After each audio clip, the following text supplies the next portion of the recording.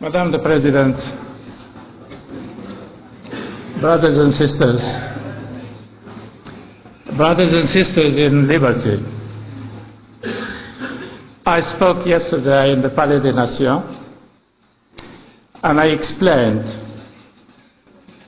how it's impossible for anything to happen in Ashraf without the direct involvement of the Iraqi authorities, police, army, and the military police.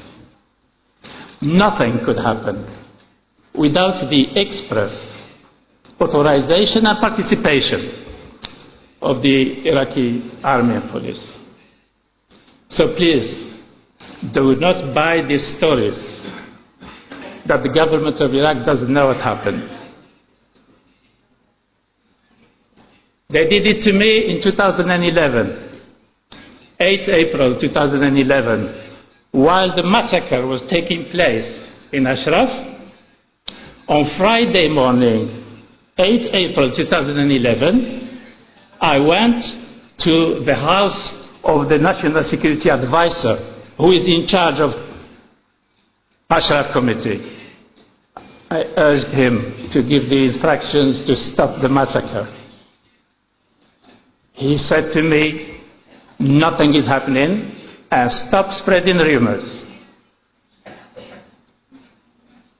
This pattern of conduct is very well known in Iraq. It's a pattern that has been documented. So now when I say it's impossible for anything to happen in Ashraf without the knowledge of the government of Iraq, I must add, nothing could happen in Ashraf without the knowledge of UNAMI. And the simple thing is, I went through it on the ground. I knew the night of 7, 8 April what was happening. Communications in Baghdad, particularly on a Friday, were impossible. So this is how I went and knocked on the door of the National Security Advisor. Urged him to stop it. When he tells me nothing is happening, what does that mean to you? And 3 days later, I managed to get into Ashraf.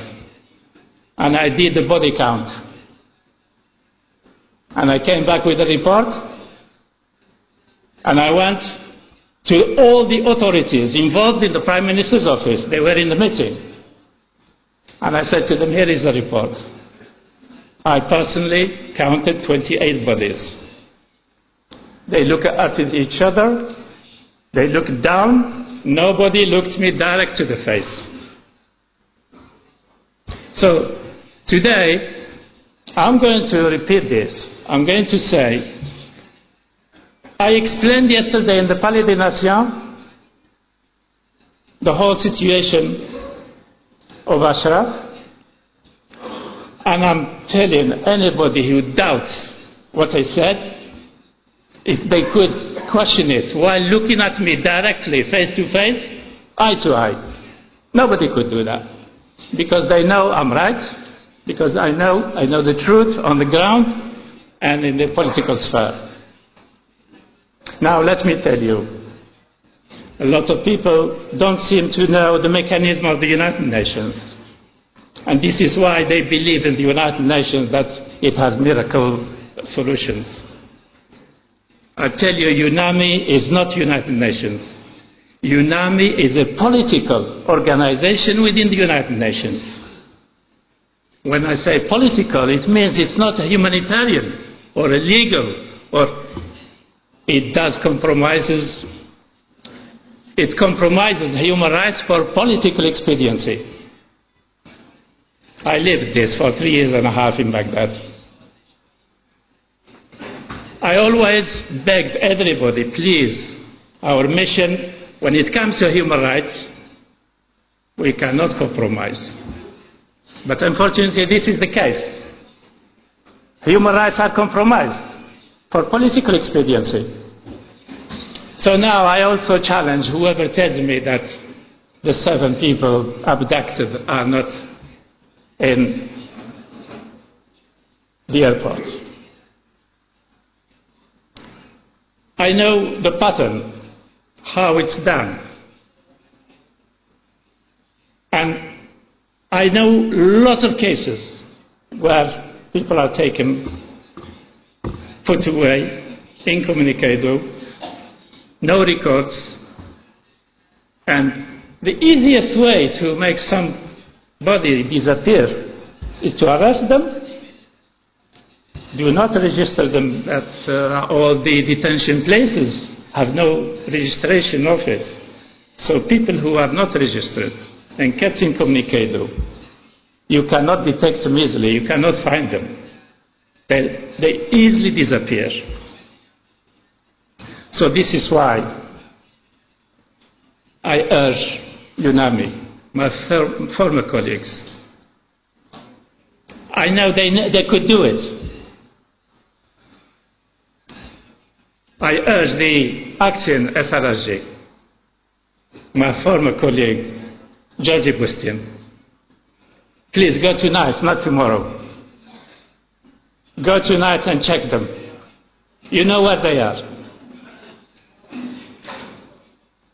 If you leave it till tomorrow, they will be placed elsewhere. And I experienced this. I experienced this.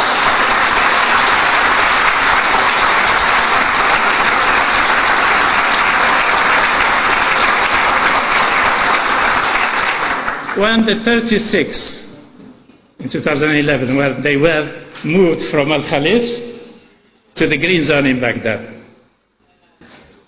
I was the only person who wanted to visit them.